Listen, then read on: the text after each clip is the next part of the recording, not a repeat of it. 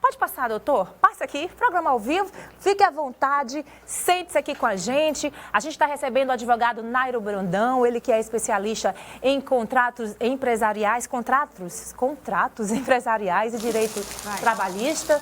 E a gente vai falar sobre um assunto que ainda é pouco falado, que é o direito estético. A gente sabe que aumentou aí, né, o número de pessoas que cada vez mais recorrem aí aos tratamentos estéticos em busca, né, de ficar melhor com o espelho, de se sentir melhor, de aumentar a autoestima. Mas aí a gente pergunta, o que acontece quando o resultado não sai bem como era esperado? É sobre esse assunto que a gente vai falar agora com o doutor Nairo. Seja bem-vindo mais uma vez, doutor Nairo, aqui é o nosso programa. Bom dia, muito obrigada, Shirley, pelo convite. O direito estético, ele é um ramo do direito que está surgindo com a demanda cada vez maior desse ramo que tanto emprega, tanto gera riqueza. Para você ter noção, de 2019 para cá, cada ano há um acréscimo de 529% de um ano a outro. Nossa, 529% do número de tratamentos estéticos. Exato, em clínicas abrindo e mais esteticistas e mais procedimentos novos.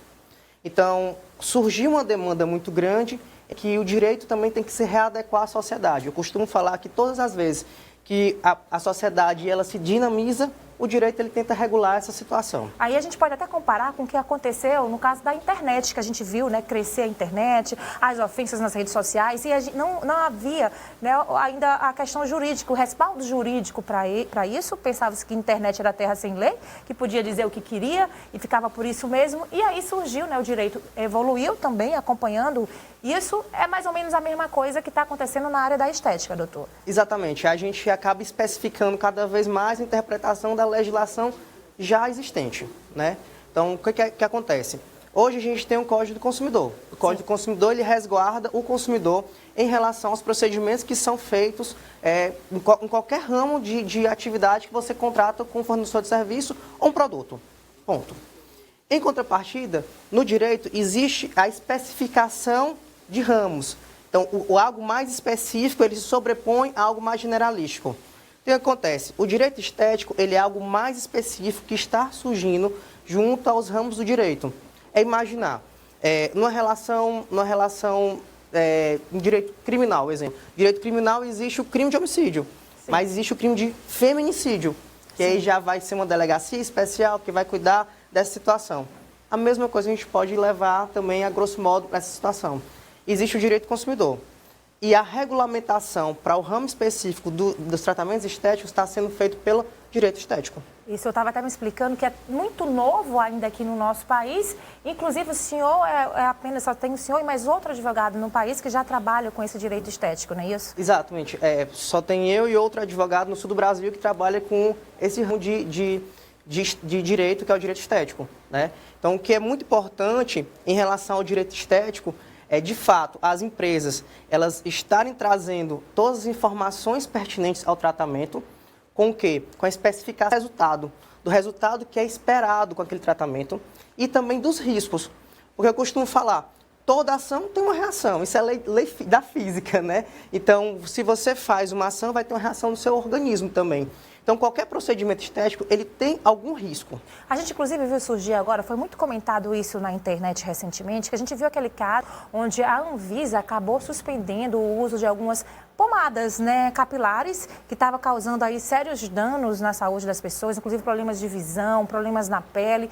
A Anvisa acabou, né, interferindo e suspendeu a venda, a comercialização, o uso desse tipo de produto. Então, como aumenta também o número de casos, você explicou para a gente que é mais de 500% o número de procedimentos estéticos que aumenta de um ano para outro, é claro que o lado ruim também aparece nisso, né? As pessoas que não ficam satisfeitas, que muitas vezes têm a sua saúde, acabam tendo lesões, né? Realmente prejudicando a sua saúde. E, na verdade, o que precisa existir entre as duas partes, né, doutor, para que ninguém fique no prejuízo? E de que forma a justiça pode respaldar tanto as clínicas que oferecem os procedimentos, como, é claro, também importante, mais importante ainda, o cliente, o consumidor? De antemão, é necessário que tenha, necessariamente, um contrato, e no contrato tenha especificações dos riscos e dos resultados esperados. Isso porque o artigo 14, parágrafo 1º, inciso 2 do CDC, ele fala que você tem que especificar quais são os riscos e resultados razoavelmente esperados. Então, a clínica estética ou profissional de estética, ele tem que especificar quais são essas situações, que é o direito de informação ao consumidor. Então, o primeiro passo. O segundo passo é se atentar ao termo de consentimento. O termo de consentimento é tudo aquilo que pode interferir de alguma forma na saúde do consumidor ou que possa interferir no resultado, né? Então, isso tem que estar especificado. Eu costumo dizer, como sempre, assim, se você é uma clínica de estética e você mostra isso para o seu consumidor, você já está mostrando boa fé na relação, porque a pessoa já vai saber o que ela está contratando. E você, como consumidor, se você for fazer com um profissional que não tem um arcabouço de documentação, um arcabouço de termos de consentimento, você desconfie. Porque todo procedimento estético ele pode ter sim, um efeito colateral, tem um efeito contrário. Então, você tem que saber o que pode acontecer ou não. No direito, em suma, a responsabilidade, quando a empresa ela não explica quais são os riscos, ele é uma responsabilidade objetiva. Ou seja, tudo aquilo que o consumidor entenda que deveria ter sido dado, ele vai ter direito, salvo se tiver especificação no contrato, em sentido contrário. Por isso a importância. E também até para saber os riscos, né? Porque a gente sabe que alguns procedimentos são cirúrgicos realmente e é preciso que o paciente esteja ciente, né? Então, que tenha que cobrar também, né? Da clínica, do médico, do dentista, que fazem muitos procedimentos nesse sentido, que esclareça, né? Que seja esclarecido. Então, tudo tem que estar ali em contrato assinado, né, doutor? Sim, claro. Ó, eu vou dar aqui um exemplo assim, bem claro aqui. Dentista. Dentista, quando faz a lente de contato. Na lente de contato, muitas vezes você tem que desgastar o dente original.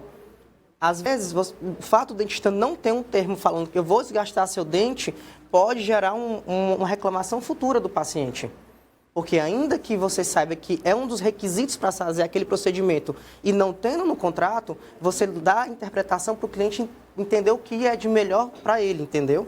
Resumindo, tem que estar tudo muito bem esclarecido, tudo bem informado, e não só de boca, não, tem que estar lá colocado no papel. Interessante que as clínicas também, as pessoas que trabalham com esse procedimento, abram uma visão para isso, que tem um especialista orientando, e o paciente também, né, na hora de fazer o procedimento, cobre disso, que é dever, né, das clínicas, né, dos consultórios, esclarecer o que de fato vai acontecer ali durante aquele procedimento, o que é que pode dar certo, o que é que não pode, os riscos para a saúde. Enfim, tem que ter clareza entre as duas partes. Né, até o que o paciente também ele possa fazer para colaborar com o resultado também, né? Porque muitas vezes o resultado depende muito também do próprio paciente. Uma depilação a laser, por exemplo, se o paciente ele não for no intervalo de 30 a 60 dias, pode causar consequência no resultado final. Sim. Isso é o que eu vou explicar, tem uma coisa bem rápida. Na depilação a laser, por exemplo, ela tem uma eliminação apenas na fase anágena do pelo, do crescimento do pelo. Então, se não for nessa fase, não coincidir com essa fase, consequentemente não tem resultado. Tá então, certo. tudo isso tem que ser explicado e por que você chega nesse resultado final. Certo, doutor. A gente ficou curioso quando viu surgir o termo, né, direito estético, a gente ainda não tinha ouvido falar muito, por isso a gente trouxe o senhor aqui para esclarecer, tá, e prestar aí todas as informações. Então, a gente tem que ter clareza, o paciente tem o seu papel também, como as clínicas também. Obrigada, doutor. Muito obrigado, pelo Shirley. esclarecimento. Bom trabalho aí. Obrigado pelo pela espaço. sua participação. A gente agradece.